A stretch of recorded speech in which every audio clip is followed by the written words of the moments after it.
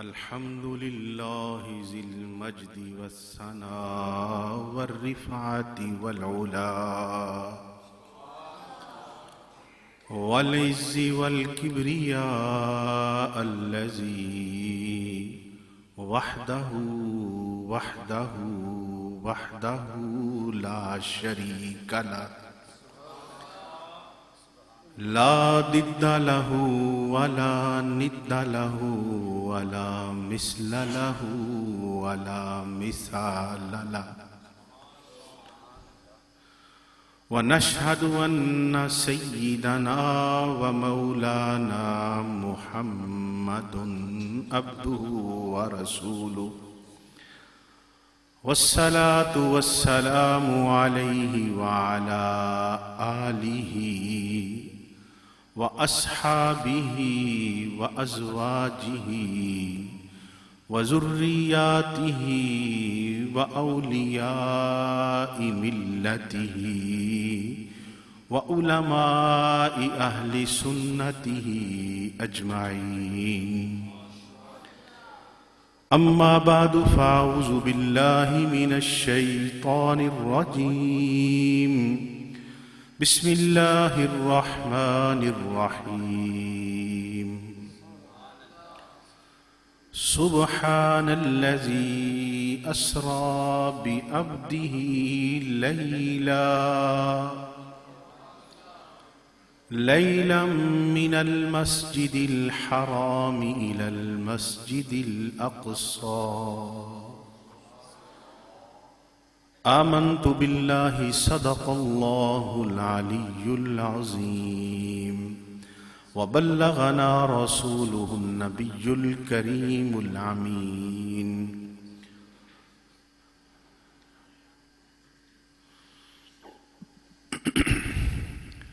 معزز سامعین و حاضرین، علماء کرام، حفاظ کرام،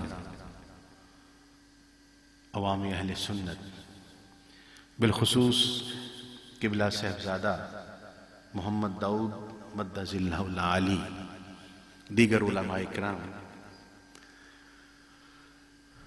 میں آپ کا شکر گزار ہوں کہ آپ نے مجھے اللہ اور اس کے رسول صلی اللہ علیہ وسلم کا ذکر کرنے کی دعوت دی،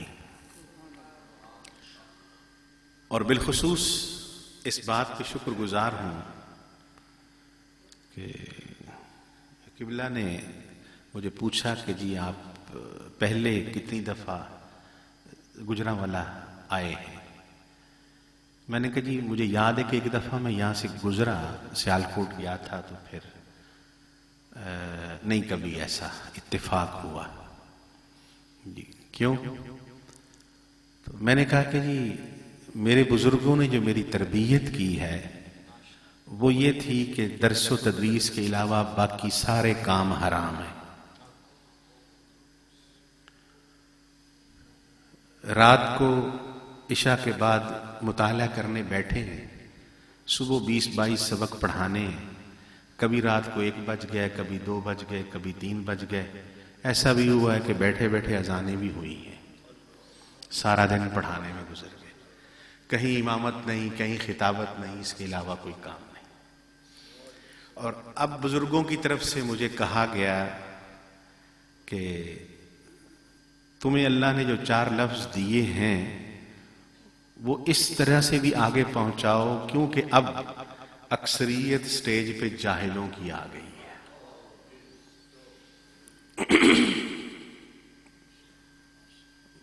اس مالک کا فضل ہے، اس نے 4 لفظ دیے. میں کوئی بڑا عالم نہیں ہوں.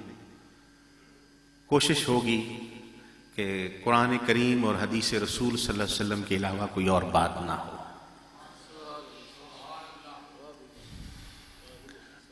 اور میرے لیے یہ شرف کی بات ہے کہ وہ بزرگ جن کی ہم بچپن سے مسجدوں میں لگے ہوئے اشتہارات عقائد کے سلسلے میں پڑھتے تھے، آج مجھے ان کی بارگاہ میں ان کے قدموں میں بیٹھ کے انہی کے سکھائے ہوئے عقیدے کو بیان کرنے کی اللہ نے توفیق دی ہے.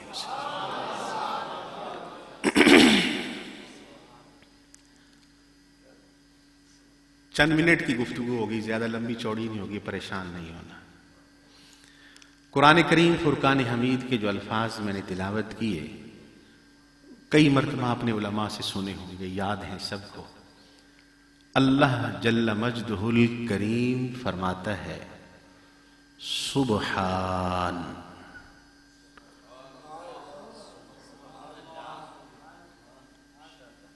پاک ہے۔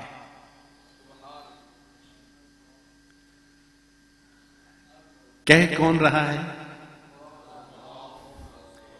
جس کی شان اقدس میں یہ کلمہ ہے وہ خود کہتا ہے سبحان، اور وہ کہنے والے کے لیے کیا ہے؟ کہنے والے کے لیے کیا ہے؟ کہیں آقا نامدار علیہ الصلوۃ والسلام کی زبان اقدس کا یہ جملہ ملتا ہے کہ جس نے ایک دفعہ سبحان اللہ کہا جنت میں اس کے لیے درخت لگ جاتا ہے، اور کہیں فرمایا کہ جو ایک دفعہ یہ کہتا ہے 100 دفعہ ایک دن میں جو یہ سبحان اللہ کہتا ہے وہ جہنم سے اتنا دور ہو جاتا ہے کہ کئی ہزار سالوں کی مسافت سے دور اللہ اس کو فرما دیتا ہے۔ اور کہیں فرمایا کہ یہ کلمہ اللہ کے ہاں میزان میں سب سے زیادہ بھاری ہے، اور وہ مالک خود کہتا ہے سبحان۔ آگے فرمایا الذی اسری بعبدہ، یہ جو سبحان ذات ہے اس نے اپنے خاص بندے کو سیر کرائی۔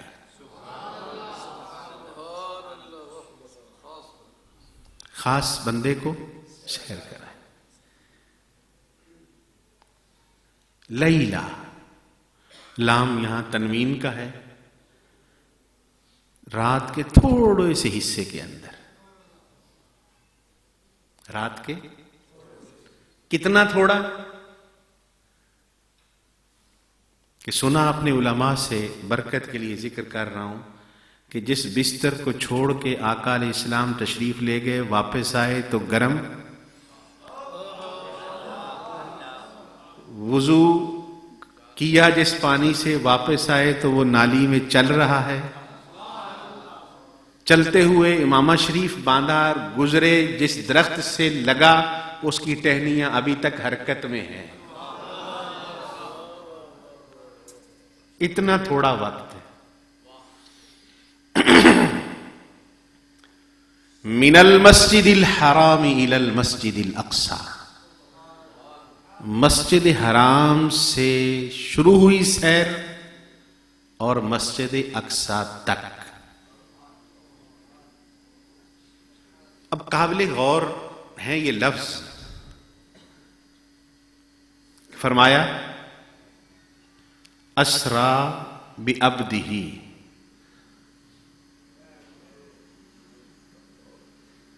اسرا یسری اسران عربی زبان میں کے اندر یہ لفظ استعمال ہی رات کے وقت سیر کے لیے ہوتا ہے۔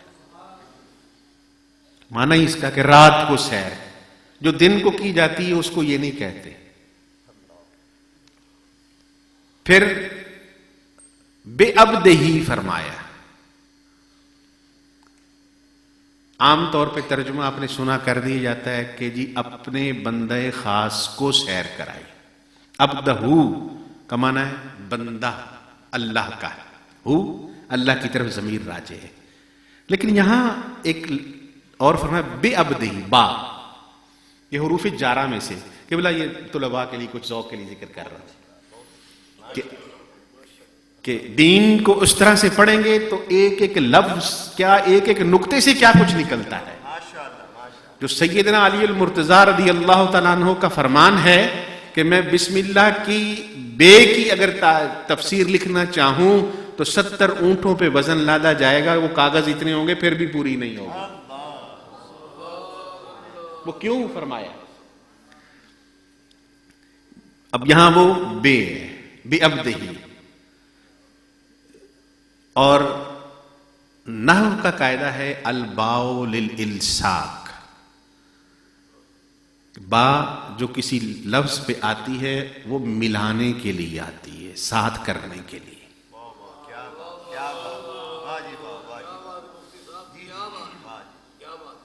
تو پھر ترجمہ یہ کر سکتا ہوں میں کہ وہ سیر کرانے والا جس کو کرائی جا رہی ہے اس کے ساتھ ہے، وہ کرانے والا ساتھ ہے۔ تو اس محبوب کی، اس بندہ خاص کی عظمت کا اندازہ کر لیں کہ جو رب کریم اپنے اس بندہ خاص کو سیر کرا رہا ہے وہ سیر کراتے ہوئے ساتھ ساتھ ہے، وہ ساتھ ساتھ ہے، وہ ساتھ ہے۔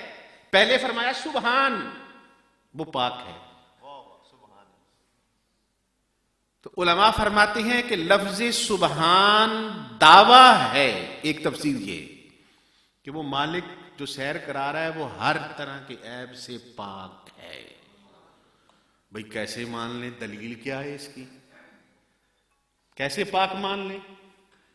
کہ رات کے تھوڑے سے حصے سے مراد چند سیکنڈوں کے اندر اپنے بندہ خاص کو حدود حرم سے لے کر اقصی اور اقصی سے لے کر لامکان سے بھی آگے جہاں لامکان بھی ختم ہو جاتا ہے، پھر واپس بھی،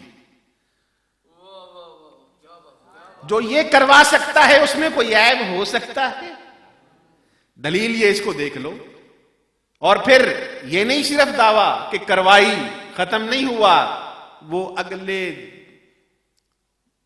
14-15 سال محبوب علیہ السلام نے گاہے بگاہے اس سیر کے اندر جو کچھ دیکھا وہ سب کچھ بیان بھی فرمایا۔ اگر نہیں کروائی، دعویٰ ہوتا صرف جی کروائی، تو دلیل کیا؟ دلیل یہ کہ آپ فرماتے ہیں میں جنت میں گیا تو یہ دیکھا۔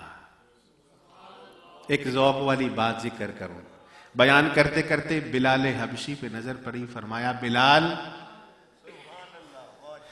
جب میں جنت میں داخل ہوا تو انی سمیت خفق نعلیک،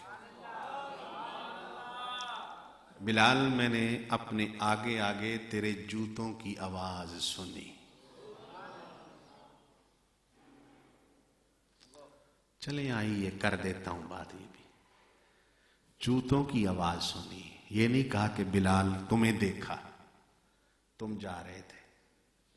وہ اگرچہ حدیث پاک میں ہے کہ قیامت کے حشر و نشر کے بعد جب میں جنت میں جاؤں گا تو میں جس سواری پہ ہوں گا اس سواری کی نکیل بلال نے پکڑی ہوگی، بلال پہلے جنت میں جائے گا، آقا بعد میں تشریف لے جائے گا۔ لیکن یہاں کیا فرمایا؟ بلال تیرے جوتوں کی آواز میں نے سنی۔ سنا ہوگا، بڑا سنا ہوگا آپ نے، لیکن آج ذرا غور کیجیے کہ بلال جوتوں کی آواز، کروڑوں امتی، اربوں امتی، لیکن بلال کے جوتوں کی آواز کی پہچان کیسے ہے؟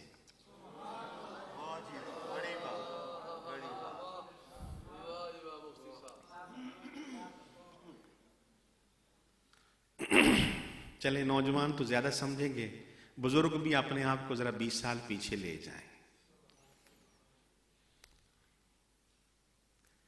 باہر سین میں کوئی چل رہا ہے، آپ اندر بیٹھے ہیں، تو اس کے قدم رکھنے کی آہٹ سے پہچانتے ہیں کہ یہ کون ہے۔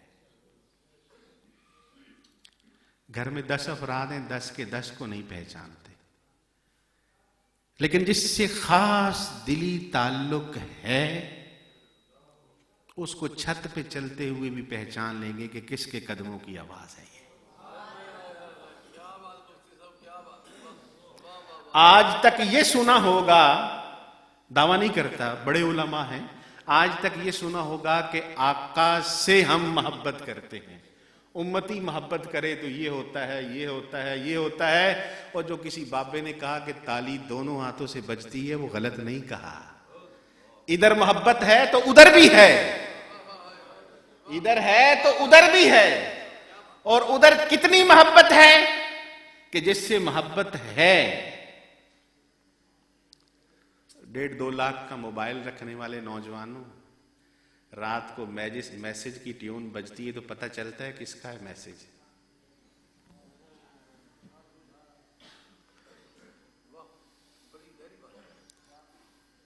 چلتا ہے پتہ. گلی میں کوئی کھانستا ہے تو پتہ چلتا ہے کون ہے. کسی کو اس کے مسکرانے سے پتہ چل جاتا ہے کہ کون مسکرایا ہے.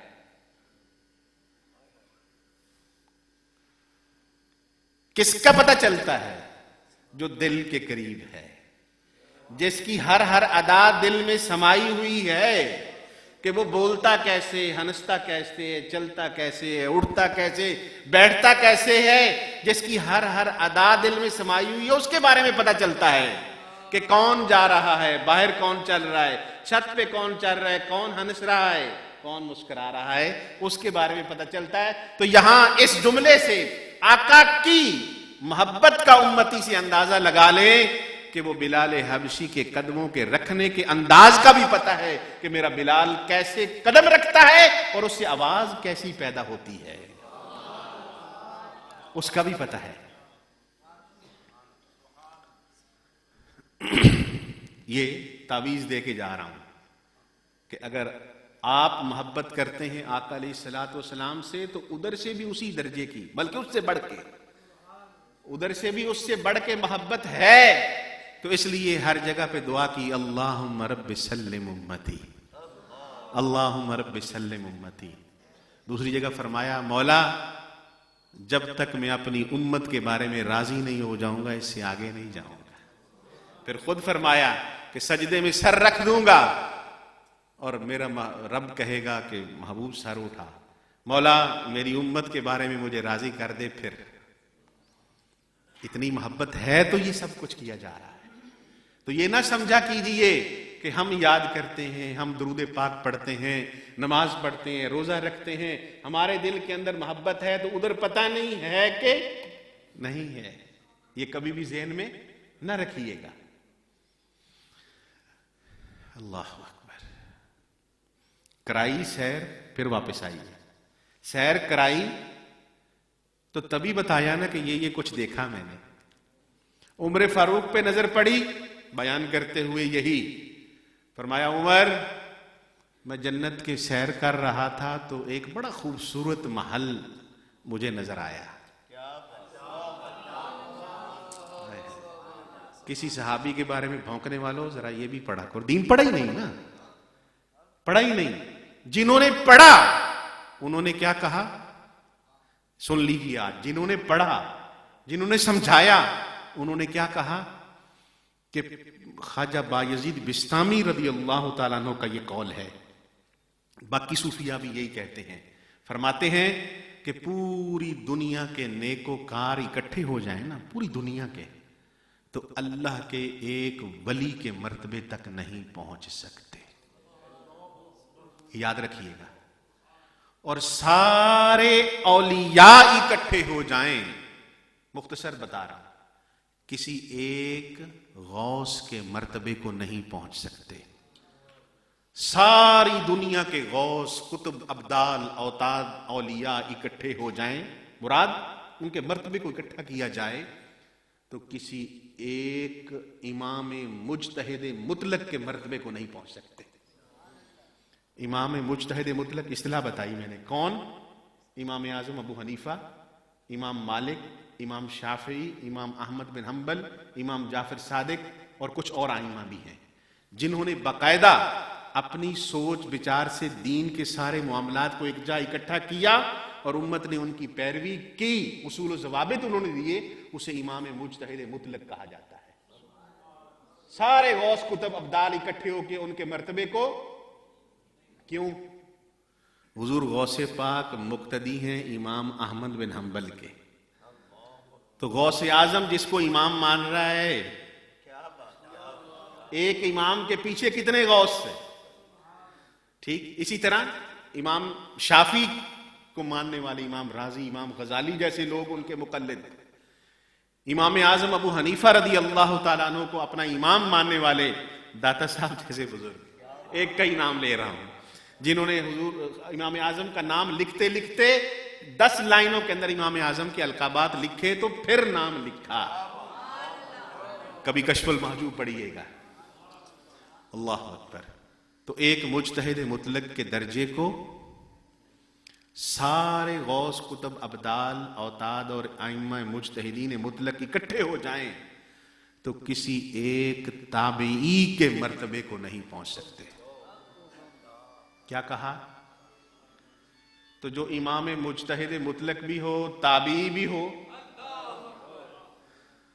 امام اعظم ابو حنیفہ، سارے ائمہ میں یہ شرف آپ کو حاصل ہے کہ آپ تابعی بھی ہیں اور امام مجتہد مطلق بھی ہیں. ان کی کیا بات؟ ایک تابعی کے مرتبے کو. تابعی وہ جس نے کسی صحابی کی زیارت کی ہے ایمان کی حالت. تابعین سارے ائمہ مجتہدین غوث قطب ابدال اکٹھے ہو جائیں تو کسی ادنا سے درجے کے صحابی کے مرتبے کو نہیں پہنچ سکتے. صحابی کسے کہتے ہیں؟ کسے کہتے ہیں؟ میرے آقا علیہ الصلوۃ والسلام کی بھلے ایک سیکنڈ کے لیے ایمان کی حالت میں زیارت کی ہو، ایک سیکنڈ، وہ کیا بن گیا؟ ابھی بات سمجھ میں نہیں آئی یار. 1 منٹ 1 سیکنڈ کی زیارت سے اتنا مرتبہ بڑا کیسے مل گیا؟ کیسے مل گیا؟ میں گزارش کی امام کی حالت میں، ٹھیک ہے جی، اس پہ قائم رہا مرتے دم تک. 1 سیکنڈ درجہ کتنا بڑھ گیا؟ 1 2 4 سے نہیں، پوری دنیا کے اکٹھے ہو جائیں، اس وقت سے قیامت تک آنے والے سارے اکٹھے ہو جائیں، اس ایک کے درجے کو. وہ درجہ ملا کہاں؟ 1 سیکنڈ کے لیے بھلے وہ نبی علیہ السلام کی صحبت میں بیٹھا. ابھی بھی بزرگوں کے جو شعر کی سمجھ نہیں آئی، صحبت سالے تو راگ سالے کنن، صحبت تالے تو راگ تالے کنن. یہ وہاں سے فیض ملا کہ صرف نیکوں کے پاس بیٹھ جاؤ. کیوں؟ یاد رکھیے میرے آقا علیہ الصلوۃ والسلام کو، صوفیاء کا یہ اصول ہے، علماء کا بھی، کہ میرے آقا علیہ الصلوۃ والسلام کو اللہ کریم نے جتنے مراتب عطا فرمائے، فیوز و برکات عطا فرمائے، جو کامل امتی ان کی اتباع کرتا ہے اللہ کریم اس کو بھی ان میں سے حصہ عطا فرماتا ہے. تو آقا علیہ الصلوۃ والسلام کی صحبت میں یہ برکت ہے، تو کسی نیک بندے کی صحبت میں بھی بیٹھو گے اس میں بھی برکت ملے گی. اس لیے کہا کہ وہ بیٹھ جاؤ صرف بس اور کچھ نہ کرو، اس سے بھی برکت ملتی ہے، اس سے بھی اس صحبت کا اثر پڑتا ہے. پوچھا گیا جی سب سے ادنا درجے کا صحابی کون؟ خواجہ مجدد الافسانی رحمہ اللہ اپنے مکتوبات شریف کے اندر یہ بات لکھتے ہیں. آپ فرماتے ہیں کہ سب سے ادنا درجے کے جو صحابی ہیں وہ حضرت وحشی رضی اللہ تعالیٰ عنہ ہیں. کون؟ نوجوانوں کے لیے ذکر کر رہا ہوں. یہ حضرت وحشی رضی اللہ تعالیٰ عنہ جب مسلمان نہیں ہوئے تھے، جنگ احد کے اندر انہوں نے حضرت سیدنا امیر حمزہ سید الشہداء رضی اللہ تعالیٰ عنہ کو شہید کیا تھا بے دردی سے. بعد میں دل میں اللہ نے نور ایمان جگایا، آیا دل میں کہ میں مسلمان ہوں، لیکن جرم اتنا بڑا تھا کہ پتہ نہیں میرا ایمان قبول ہوتا ہے کہ. کچھ لوگوں سے بات کی، وہ بات چلتے چلتے سیدنا صدیق اکبر رضی اللہ تعالیٰ عنہ تک پہنچی. تو آپ نے فرمایا وحشی تو مسلمان ہو جا، مجھے امید ہے میرے آقا علیہ السلام تیرا ایمان قبول فرمائیں گے، مجھے آپ کے رحم و کرم پہ امید ہے، یہ میں جانتا ہوں. کہا جی اتنا بڑا جرم میرا، مسلمان چل میرے ساتھ لے کے آقا علیہ السلام کی بارگاہ میں حاضر ہوئی، ساری گزارش کی. میرے آقا نے یوں دیکھا اور دیکھ کے فرمایا وحشی تیرا ایمان قبول ہے لیکن آج کے بعد میری نظروں کے سامنے نہیں آنا۔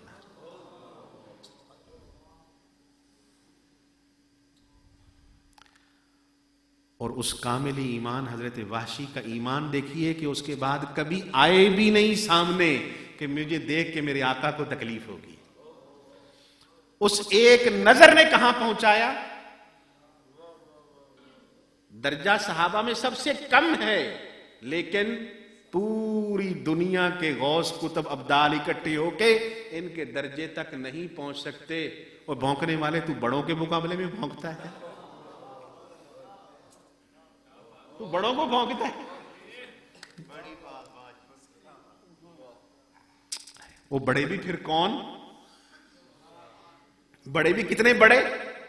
ہائے ہائے ہائے۔ امیر معاویہ رضی اللہ عنہ سے بات شروع کریں۔ ارے جس کو سیدوں کے باپ نے اپنا امیر مانا، بڑی سخت بات کہہ رہا ہوں، ناراض نہ ہوئیے گا، سیدوں کے باپ نے اپنا امیر مانا، اب نیچے والا کچھ کہے تو وہ ابا جی راضی ہوں گے؟ یہ ایک بات ہی یاد رکھیے گا صرف، اور ایک نے نہیں، دونوں نے، امام حسن نے بھی اور امام اپنی بقیہ زندگی ساری امیر مانا۔ صرف اس ایک جملے کو یاد رکھیے گا، تو بعد میں آنے والا اگر ان کی شان میں کوئی نازیبا کلمات کہہ رہا ہے تو سمجھ لینا تو گڑبڑ ہے۔ ایک عام گنہگار بندہ اپنے باپ کے خلاف نہیں بات کرتا، کیوں؟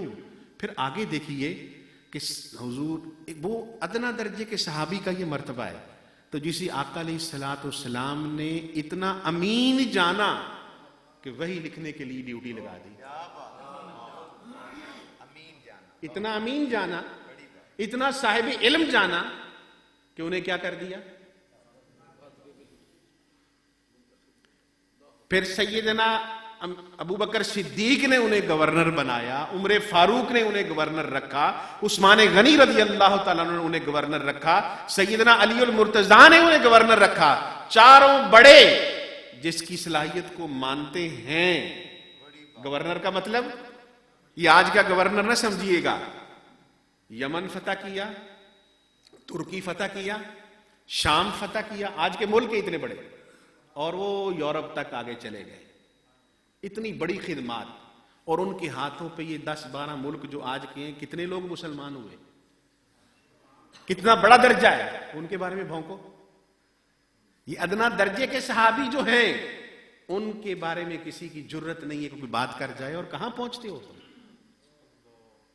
اور وہ کتنے اوپر جائیں، آئے ہائے اوپر جائیں تو چلیں عمر فاروق رضی اللہ عنہ پہ آئیں۔ عثمان غنی رضی اللہ عنہ کے بارے میں کیا فرمایا؟ صلح حدیبیہ کے بعد فرمایا وہ جنگ جیش الاسرت کے اندر جب آپ نے مال لا کے دیا تو آپ نے ان پیسوں کو، سونے کے سکوں کو اپنے ہاتھوں میں یوں پلٹ رہے اور فرماتے ہیں ما علی عثمان ما عمل بعد ھذا۔ اللہ کے اس کا سادہ ترجمہ، اللہ نے میرے عثمان کا حساب ہی نہیں لینا۔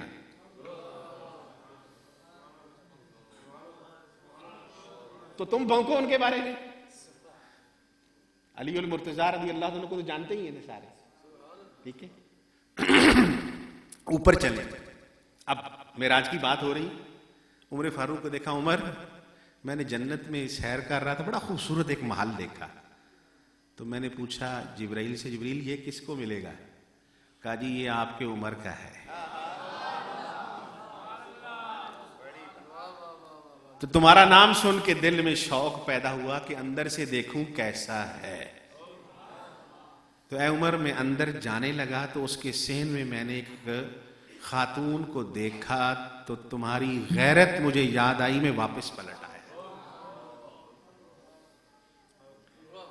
تو عمر فاروق یہ جملہ سن کے کانپ گئے، وجد میں آ گئے کہ یا رسول اللہ میں آپ پہ غیرت کروں گا۔ آئے ہائے، کیوں؟ کہ عمر فاروق کا محل ہے، اور ان کے اندر جو خواتین ہیں یہ بھی انہی کی ہیں جملے کے پیچھے یہ سی ساری تقریر کہ عمر تیری اجازت کے بغیر تیرے حصے میں آنے والی حور کو دیکھوں، تیری اجازت کے بغیر، یہ تمہاری غیرت نے مجھے وہاں یاد آئی، میں واپس پلٹ آیا۔ اللہ اکبر۔ تو اس عمر فاروق کے بارے میں صدیق اکبر رضی اللہ تعالیٰ کو دیکھیں، یہ وہ باتیں کر رہا ہوں جو کم سننے میں آتی ہیں، ان کے بارے میں دو باتیں صرف، جن کے بغیر نبی علیہ الصلوۃ والسلام چھوٹے سے غار میں تشریف نہیں لے گئے، مزار میں بھی اپنے ساتھ لے گئے، تو کیا ان دونوں کے بغیر کسی ایمان والے کے دل میں آ جائیں گے؟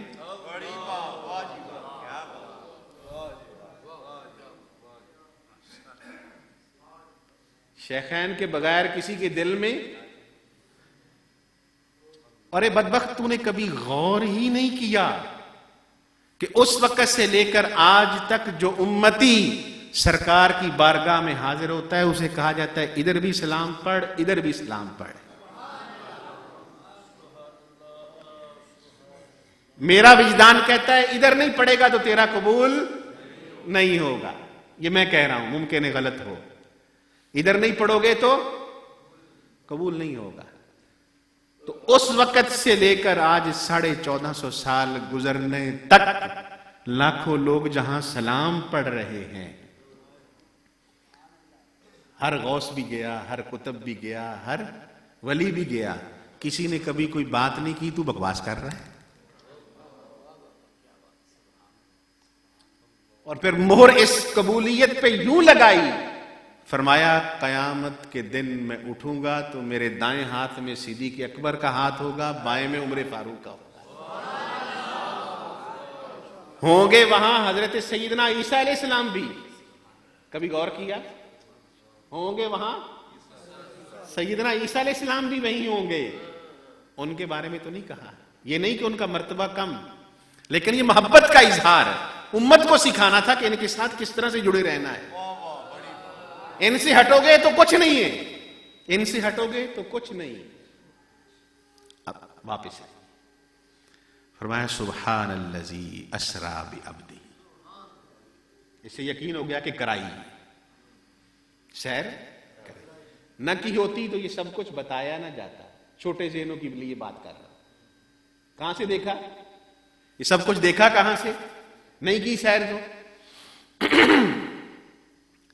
تو اپنی اس پاکیزگی ذات کی پہ دلیل بنایا اپنے محبوب کی معراج کو۔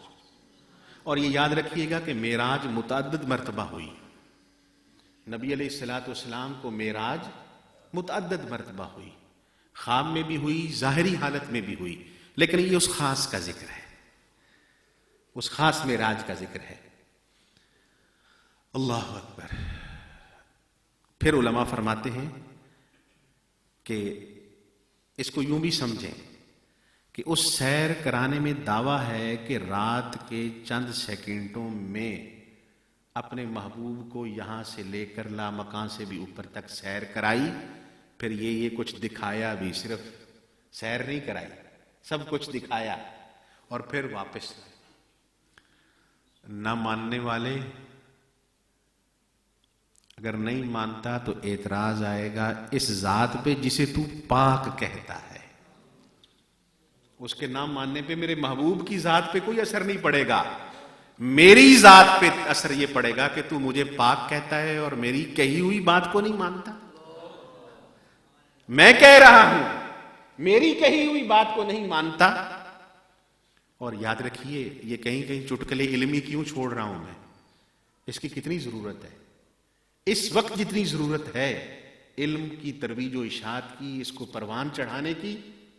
سنیوں، اگر تمہارا یہی رہا سلسلہ جو اب ہے کہ چند محافل کرا لی سال میں، جی بخشش کا ٹکٹ مل گیا، تو اس وقت دنیا کی بڑی بھیانک صورت سامنے آ رہی ہے۔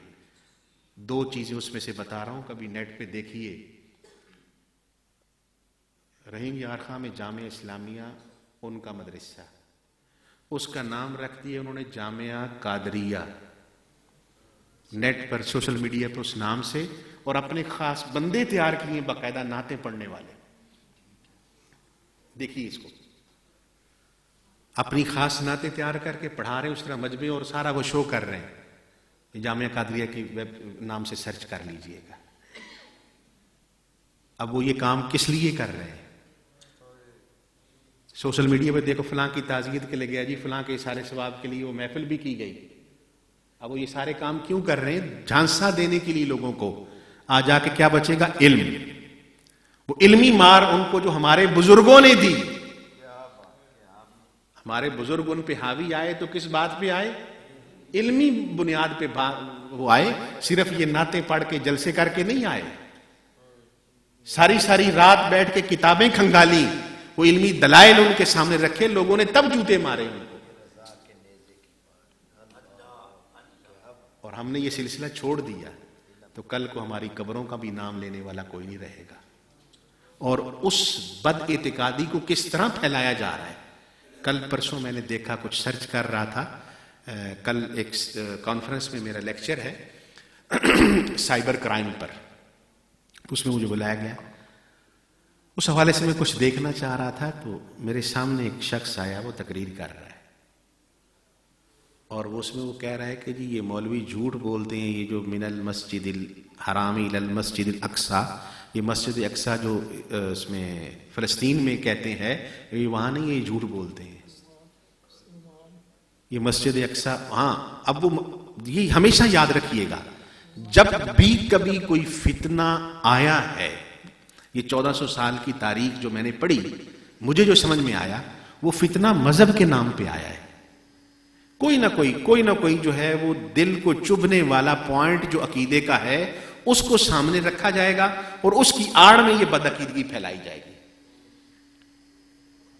جو نبی علیہ الصلوۃ والسلام کی شان میں گستاخیاں کی گئیں تو وہ کس آڑ میں؟ اللہ کریم کی وحدانیت اور الوہیت کو بیان کرنے کے آڑ میں. ٹھیک ہے، اس سے پیچھے چلے جائیں، وہ چاہے ان کا رافضیوں کا فتنہ ہو، چاہے خارجیوں کا ہو، چاہے معتزلہ کا ہو، وہ سب کے پیچھے یہی کہانی نکلے گی کہ انہوں نے کوئی نہ کوئی مذہبی پوائنٹ لیا جس کی وجہ سے مخلوق کو، عوام الناس کو ایکسپلائٹ کیا انہوں نے، تب وہ اس میں کامیاب ہوئے. چلتے چلتے آپ یہاں قادیانی تک آ جائیں، یہی سلسلہ. اب وہ کیا کہتا ہے کہ جی مسجد اقصی کے بارے میں کہا گیا کہ اللہ کریم نے آگے فرمایا الذی بارکنا حولہ، یہ مسجد اقصی وہ ہے جس کے ارد گرد ہم نے برکتیں رکھی. تو کہتا جی وہ نہیں ہے، یہ نبی علیہ السلام کی جو مسجد نبوی ہے یہ مسجد اقصی ہے.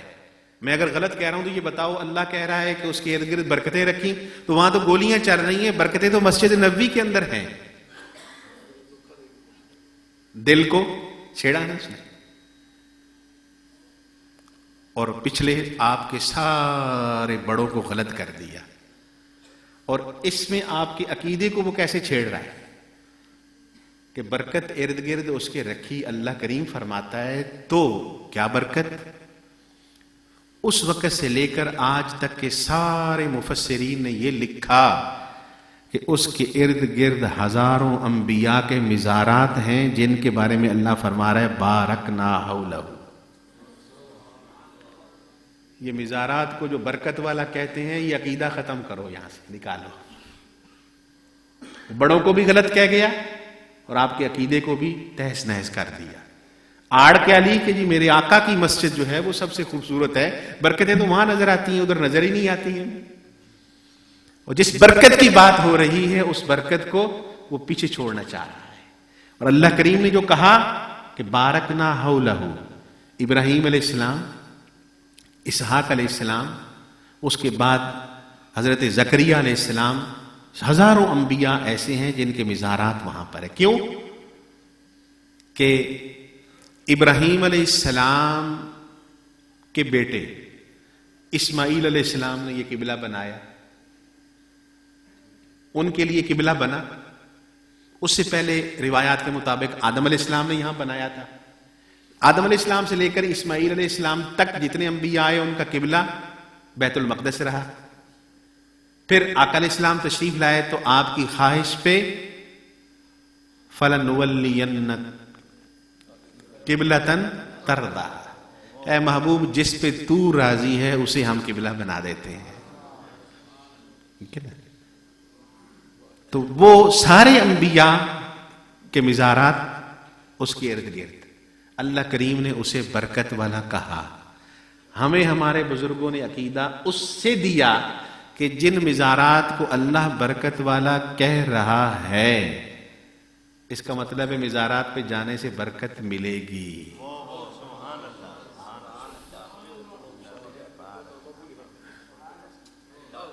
برکت ملے گی. یہ ایسے اپنی طرف سے ہمارے بزرگوں نے عقیدے نہیں دیے. یہ قرآن اور حدیث کے مسلمہ اصول بیان کر کے اپنے لفظوں میں، سادے سے لفظوں میں. ٹائم کافی ہو گیا، ایک بات آخری کر دو. کیسے سادے لفظوں میں بتاتے ہیں؟ پچھلے دنوں اسلام آباد میں ایک کانفرنس تھی، اسلامی نظریاتی کونسل، مجھے بلایا. کانفرنس کے بعد وہاں بیٹھے تھے ایک آفس میں، تو وہ میری جو باتیں کی ہوئی اسی پہ ڈسکشن شروع ہوگی. کچھ پروفیسر، ڈاکٹر، مذہبی اسکالر بھی تھے. تو مجھے کہتے ہیں کہ جی دیکھیں دین کا کوئی پتہ نہیں، کچھ نہیں. ایک صاحب بولے، وہ اخبار رکھا تھا وہاں، 8-10 سال پہلے کی بات ہے شاید. وہ اخبار میں کسی نے ایک کالم لکھا، تو اس میں وہ شعر لکھے ہوئے ہیں. کہتے ہیں یہ دیکھیں یہ غلط شعر لکھے ہوئے ہیں اور بزرگوں کے خلاف عقائد یہ پھیلائے جا رہے ہیں، دین کے خلاف. میں نے کہا کون سے؟ تو وہ میں نے پڑھے، تو وہ شعر تھے: اٹھ فریدا ستیا میلہ ویکھن جا، جے ملی کس بخشیاں تے تو ہی بخشیا جا. میں نے کہا بھائی یہ مجھے تو پتہ نہیں ہے کہ یہ بابا فرید رحمہ اللہ کے شعر ہیں کہ نہیں، کیونکہ میں تو تب تصدیق کروں گا میں ان کے کلام میں یہ پڑھا ہوتا. ٹھیک ہے، فرید کوئی اور بزرگ بھی ہو سکتا ہے، ٹھیک ہے، لیکن اس شعر میں جو کہا وہ حدیث پاک کا ترجمہ کیا ہے. میں نے کہا حدیث کے جو اس اسرار و رموز عام لوگوں کے سامنے تو بیان کریں تو فائدہ نہیں نا، ان کی زبان میں حدیث پاک کا ترجمہ کر کے ان کو سمجھایا ہے. اور یہ دین کے خلاف ہے بات. میلہ، میلے میں کیا ہوتا ہے؟ میلہ دیکھیں. میں نے کہا یہی تو میں کہہ رہا ہوں نا کہ بڑوں کی بات کو سمجھنے کے لیے اتنی عقل بھی چاہیے. یہ جملہ بھی یاد رکھیے گا کہ صرف کتابوں میں لکھی ہوئی بات کو کوئی بتاتا ہے جو یہ لکھا ہے یہ لکھا ہے، تو بڑوں کی بات کو سمجھنے کے لیے اتنا بڑا بننا پڑتا ہے. میں نے کہا اتنا علم تو لا پہلے. جی کیا مطلب؟ میں نے کہا پہلی بات ہے کہ یہ پنجابی زبان کا، وہ بھی یہ ہماری جو جنوبی پنجاب کی اس کا شعر ہے. میلہ جو لفظ ہے، میں نے کہا اگرچہ میں عربی، فارسی اور انگلش لکھا پڑھتا بھی ہوں، لکھتا بھی ہوں، پڑھاتا بھی ہوں، اسی میں میری کتابیں بھی ساری زبانوں میں ہیں، پنجابی بھی میں جانتا ہوں اور پاکستان میں بولے جانے والی 10-12 زبانیں میں بولتا ہوں، جانتا ہوں الحمدللہ. تو میں نے کہا میلہ جو لفظ ہے یہ اس زبان کا ہے. تو میلہ بنا ہے میل سے. سمجھ آئی کہ نہیں آئی؟ تو میل، چلیں اور پیچھے جاتا ہوں، ابھی بھی شاید آپ کے علاقے میں بھی یہاں ہو. یہ شادی سے پہلے میں نے اپنے بزرگوں سے یہ لفظ سنا تھا، جی میل کدھر ہے تہاڈا؟ شادی کی دعوت دینے گئے. آئی سمجھ؟ سارے رشتہ دار کدھر اکٹھے ہون گے؟ ٹھیک ہے نا جی. یہ اس سے بنا ہے میلہ. بزرگوں کے معتقدین سارے اکٹھے ہوتے، اللہ رسول کی باتیں کرتے تھے، وہ میلہ. اب اس کو غلط بنا دیا ہے تو تم نے بنایا، ہم نے تو نہیں بنایا. عربی میں اسے جلسہ کہہ دیا، جلوس کہہ دیا، وہ اپنی زبان میں میلہ یہ تھا. میں نے کہا میل اس کو کہتے ہیں. تو اب سن، میرے آقا علیہ الصلوۃ والسلام نے فرمایا ان للہ ملائکۃ سیاحین فی الارض، اللہ کے خاص فرشتے ہیں جو زمین میں چکر لگاتے رہتے ہیں، سیر کرتے رہتے ہیں. کیوں؟ یلتمسون مجالس الذکر، وہ اللہ کریم کے ذکر کی محفلوں کو تلاش کرتے ہیں. ذکر سے مراد خدا کی یاد ہے. صرف اللہ اللہ، درود پاک پڑھ رہے ہیں، قرآن کی تلاوت کر رہے ہیں، نفل پڑھ رہے ہیں، کسی جلسے میں اللہ رسول کا ذکر سن رہے ہیں، یہ سب ذکر ہے. میں نقشبندی ہوں پہلے، پھر قادری ہوں، پھر چشتی ہوں، پھر سہروردی ہوں. الحمدللہ چاروں سلسلوں سے میری نسبت ہے. پچھلے دنوں ایک بزرگ تشریف لائے شام سے، انہوں نے مجھے سلسلہ شاذلیہ کے اندر بھی دکھایا. اللہ اکبر، یہ اس مالک کا فضل ہے. یہ اس فضل نہیں، یہ سکھایا جو بیان کر رہا ہوں. ذکر کی محفلوں کو تلاش کرتے ہیں. جب کوئی انہیں ذکر کی محفل مل جاتی ہے، حفتہم الملائکہ، انہیں وہ فرشتے اپنے پروں سے ڈھانپ لیتے ہیں. امید ہے آج قبلہ ابو داؤد محمد صادق صاحب رحمہ اللہ کی یہ قائم کی ہوئی مسجد میں بھی تشریف لائے ہوں گے فرشتے. ڈھانپ لیتے ہیں. جب وہ محفل ختم ہوتی ہے، میرے آقا نے فرمایا، تو پھر وہ اپنی جگہ پہ واپس جاتے ہیں. تو وہ مالک کریم پوچھتا ہے کہاں گئے تھے؟ آئے آئے، بنایا اسی لیے، وہاں پہنچنے کی طاقت دی، جانتا بھی ہے سب کچھ، پھر پوچھ رہا ہے کہاں گئے تھے. کیوں پوچھا ہے؟ جاننے والا کوئی پوچھتا ہے کچھ تو اس کا مطلب یہ نہیں کہ وہ جانتا نہیں ہے.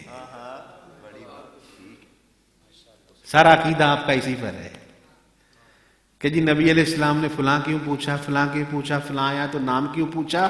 اگر غائب جانتے ہیں تو جاننے والا پوچھے تو اس کا مطلب یہ نہیں کہ وہ جانتا نہیں ہے. وہ پوچھتا ہے اس لیے کہ اس کو پتا چل جائے کہ حقیقت کیا ہے. نہ پوچھتا تو آج ہمیں تو پتہ نہ چلتا نا. فرشتے عرض کرتے ہیں مولا، فلاں علاقے فلاں محلے کے اندر تیرے ذکر کی محفل تھی، اس میں گئے تھے. رب کریم فرماتا ہے اچھا، وہ ذکر میں جو آئے تھے وہ کیا مانگ رہے تھے؟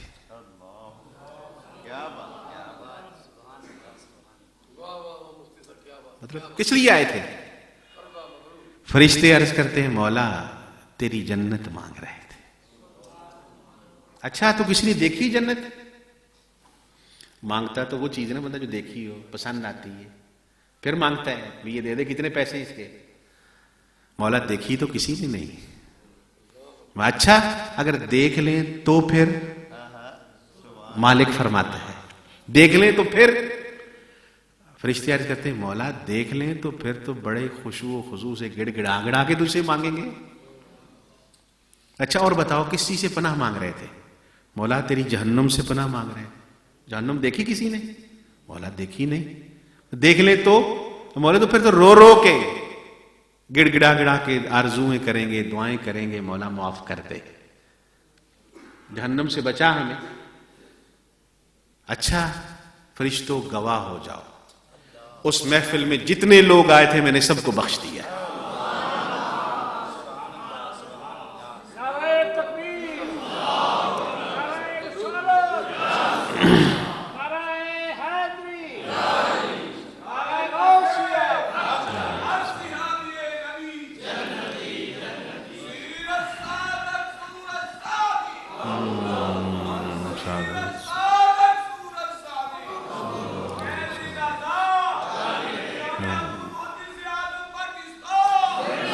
جزاک اللہ، جزاک اللہ.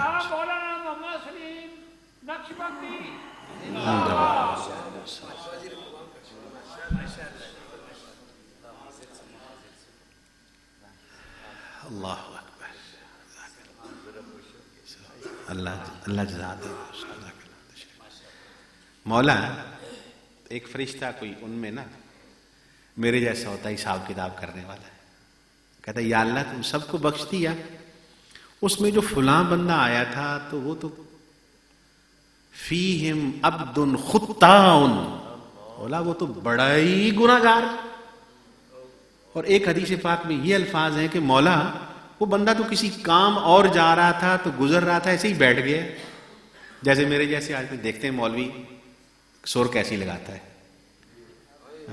مولوی ہے کیسا، میرے جیسے آدمی ہیں، لنگر کھانے والے بھی آتے ہیں، یہ محفل کے بعد لنگر بھی ملے گا،